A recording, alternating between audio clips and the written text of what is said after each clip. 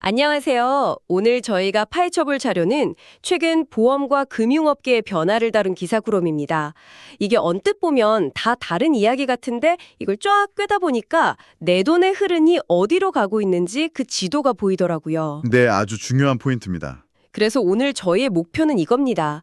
복잡한 기사들 속에서 길을 잃지 않고 그래서 이게 지금 나한테 어떤 의미인데 이 질문 있잖아요. 여기에 대한 가정 현실적인 답을 찾아드리는 것, 단순 요약을 넘어서 당신의 선택에 도움이 될 핵심을 짚어보겠습니다. 맞습니다. 오늘 다룰 기사들이 그냥 단편적인 사건의 나열이 아니에요. 보험을 파는 방식의 근본적인 변화, 또 초고령화 사회라는 거대한 파도 앞에서 금융사들이 어떻게 생존 전략을 짜고 있는지, 그리고 그 안에서 우리는 어떤 기회를 잡고 어떤 위험을 피해야 하는지, 뭐랄까, 생생한 보고서나 마찬가지죠. 그 행간의 의미를 같이 읽어보겠습니다. 좋습니다. 그럼 가장 피부에 와닿는 변화, 우리가 보험을 만나는 첫 통로인 설계사 이야기부터 시작해보죠. 메리츠 화재나 롯데손해보험 같은 곳에서 엔잡 설계사, 그러니까 부업으로 보험 설계사를 하는 분들을 대규모로 모집하고 있다는 기사가 있어요. 솔직히 소비자 입장에서는 부업으로 하는 분이 내 인생의 중요한 재무 설계를 잘 해줄 수 있을까 하는 걱정이 먼저 들거든요. 그 걱정 아주 합리적인 지점입니다. 실제로 기사에서도 전문성이나 신뢰도 문제를 지적하고 있고요. 그렇죠. 보험사 입장에서는 고정비를 줄이면서 영업망을 넓힐 수 있으니까 이게 매력적인데 소비자 입장에선 다른 거죠. 충분한 교육 없이 단기 수수료를 노린다거나 아니면 주로 지인이나 본인 계약 위주로 활동이 그칠 가능성 이런 걸 배제할 수 없습니다. 결국 옥석 가리기는 소비자의 몫이 되겠네요. 그렇죠. 이제는 설계사가 전업이냐 부업이냐 이걸 따지기보다 나에게 얼마나 시간을 썼고 얼마나 전문적인 솔루션을 제공하는가 이걸 더 냉정하게 봐야 하는 시대가 된 겁니다. 오히려 시간과 장소에 얽매이지 않는 엔잡 설계사 중에서 더 유연하고 고객 맞춤형으로 일하는 분을 만날 수도 있겠죠. 핵심은 소속이 아니라 실력을 보는 눈을 길러야 한다는 겁니다. 설계사 시장의 또 다른 축에서는 정반대의 현상도 보입니다. 보험사들이 GA, 즉 법인 보험 대리점의 에이스 설계사들을 영입하기 위해 그야말로 전쟁을 벌이고 있다는 기사인데요. 특히 삼성화재가 1200% 룰 시행을 앞두고 파격적인 정착 지원금까지 내걸었다는 점이 눈에 띄네요. 여기서 1200% 룰이 게임의 규칙을 바꾸는 핵심 변수입니다. 쉽게 말해서 설계사에게 첫해해주는 돈, 그러니까 수수료랑 지원금을 합친 금액이요. 이게 고객이 내는 1년치 보험료를 넘지 못하게 막는 규제예요. 잠깐만요. 그럼 이전에는 1년치 보험료보다 더 많은 돈을 차태에 몰아주면서까지 계약을 따내가야 했다는 거잖아요. 바로 그겁니다. 어쩐지 가입할 때 좀 과하다 싶은 제한들이 있더라니. 네. 그러니 단기 실적을 위해 무리한 계약을 추진할 유인이 있었죠.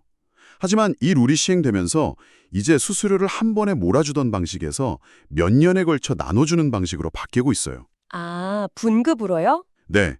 이건 단순히 설계사 수입 구조의 변화가 아닙니다. 당신과 설계사의 관계가 근본적으로 바뀌는 신호탄이에요. 관계가 바뀐다니 그게 무슨 뜻이죠?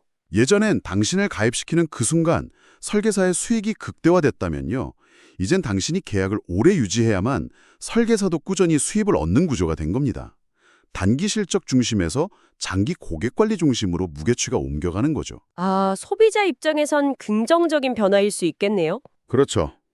이제 당신에게 진짜 중요한 건 뭐 화려한 가입 선물이나 단기 혜택을 제시하는 것이 아니에요. 이 새로운 제도를 잘 버텨낼 만큼 재무적으로 튼튼하고 또 장기적인 관리를 해줄 수 있는 GA나 설계사를 만나는 겁니다. 와, 규제 하나가 업계의 생리를 완전히 바꿔놓는군요. 이런 큰 변화의 흐름을 보니까 역시 돈이 가장 많이 몰리는 곳을 봐야겠다는 생각이 됩니다. 국내 퇴직연금 시장 규모가 곧 500조 원을 돌파한다니 정말 천문학적인 숫자네요. 500조. 상상도 안 되는 돈이죠. 이건 고령화와 맞물려서 내 노후는 내가 챙긴다는 인식이 보편화되면서 만들어진 거대한 자금의 저수지입니다. 저수지요? 네. 기사를 보면 이 저수지를 누가 관리하느냐에 따라 성격이 조금씩 달라요. 대기업 중심의 안정적인 DB형 시장은 전통의 강자 삼성생명이, 은행권에서는 신한은행이, 그리고 수익률에 민감한 증권업계에서는 미래에셋증권이 앞서가고 있죠. 그저 막연히 내 퇴직연금이 어딘가에 있겠지 하고 생각했는데 이렇게 플레이어들이 명확했군요. 그래서 지금이 당신의 퇴직연금 성적표를 열어볼 절호의 기회입니다. 대부분의 사람들이 자기 퇴직연금이 어느 회사에서 어떤 상품으로 굴러가고 있는지, 수익률은 몇 %인지 잘 몰라요. 맞아요. 저도 그래요. 하지만 500조 시장이라는 건 그만큼 경쟁이 치열하다는 뜻이고 그 경쟁을 활용해야 합니다.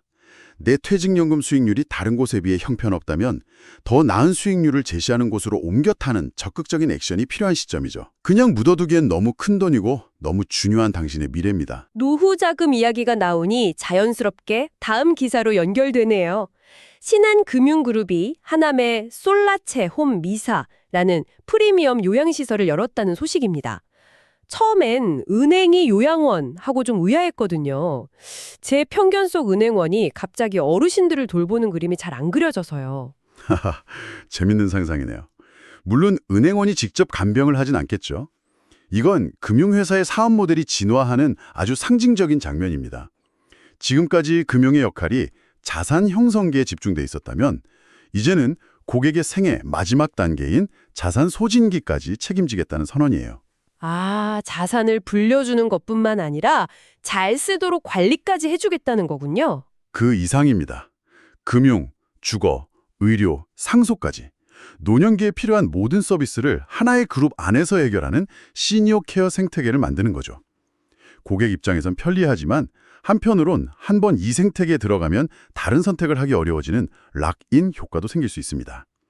삼성생명 같은 다른 대형사들도 이미 비슷한 사업을 준비 중인 만큼 앞으로 우리 노후의 풍경은 지금과는 완전히 다른 모습일 겁니다. 정말 큰 그림이네요. 그럼 당장 우리 지갑을 지키고 불릴 수 있는 현실적인 기술로 넘어가 보죠. 기사에서 절세 바구니 3총사로 ISA, IRP, 변액보험을 꼽았어요. 이름은 많이 들어봤는데 솔직히 뭐가 다른지 매번 헷갈립니다. 그 세 가지 딱 이렇게 기억하시면 좋습니다. ISA는 금융 뷔페 접시, IRP는 연말정산 효자 상품, 변액보험은 시간과 맞바꾸는 비과세 티켓. 그거 재밌네요. 금융 뷔페 접시 ISA부터 설명해 주시죠. 우리가 뷔페에 가면 한 접시에 스테이크도 담고 초밥도 담고 샐러드도 담잖아요. ISA 계좌가 바로 그런 접시입니다. 예금, 펀드, 주식, 다양한 금융상품을 한 계좌에 다 담을 수 있어요. 주식에서 50만 원 손해를 봤다면 이걸 합산해서 순이익 50만 원에 대해서만 세금을 매겨요. 손익통산이라고 하죠. 세금 부담을 확 줄여주는 아주 스마트한 접시입니다. 그럼 연말정산 효자 IRP는요? 30대 직장인이라면 무조건 만들어야 한다는 말은 많이 들었어요. 맞습니다. IRP는 노후 준비를 하라고 나라에서 세금 혜택이라는 당근을 주는 상품이에요. 연말정산 때 세액공제 혜택이 가장 커서 13월에 월급을 두둑하게 만들어주죠. 게다가 은퇴할 때까지는 세금을 한 푼도 안 떼고 계속 재투자를 해주니까 복리 효과를 제대로 누릴 수 있는 대표적인 노후 준비 계좌입니다. 마지막으로 변액보험, 시간과 맞바꾸는 비과세 티켓이라는 말이 의미심장한데요. 변액보험은 10년이라는 시간을 묵묵히 견뎌내면 그동안 펀드 투자로 불어난 수익 전체에 대해 세금을 면제해주는 비과세라는 강력한 티켓을 줍니다. 그래서 단기 수익률에 일희일비하지 않고 10년, 20년 뒤를 보고 긴 호흡으로 목돈을 만들려는 분들에게 적합한 도구죠. 스마트한 선택 이야기가 나와서 말인데 자동차 보험 기사도 눈에 띕니다. 하나손해보험이 캐롯손해보험을 인수합병하면서 보험료를 1.2% 올렸는데 이게 업계 최저 수준이라고요?